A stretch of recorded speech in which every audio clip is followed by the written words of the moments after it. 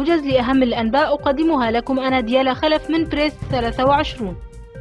سقوط عدة قذائف على مدينة عفرين في ريف حلب من قبل المجموعة الإسلامية التابعة للمعارضة السورية، ولا أنباء عن إصابات بشرية إنما اقتصرت على الماديات فقط، حيث بيّنت الكتيبة 13 عبر بيان لها باعتراف صريح بذبح الأطفال والنساء والشيوخ في المدينة.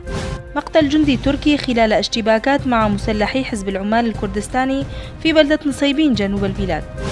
اللجنة المنظمة لمهرجان كولين تدين وترفض رفع علم إسرائيل.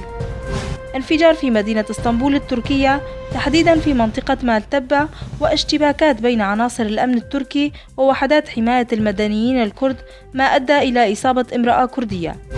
المعارض السوري ورئيس الائتلاف السابق معاذ الخطيب جانب من المعارضة مسؤولة مثل النظام عن دمار سوريا. حكومة إقليم كردستان مستمرة في إغلاق معبر سيمالكا، مما يزيد الحصار على أكراد سوريا. وصول قوات بحرية وبرية سعودية إلى تركيا من أجل ترتيب العملية العسكرية في شمال سوريا. الكاتب والمحلل السياسي بير رستم لبريس 23: هناك حرب إعلامية بين الأنكسة والبيادي.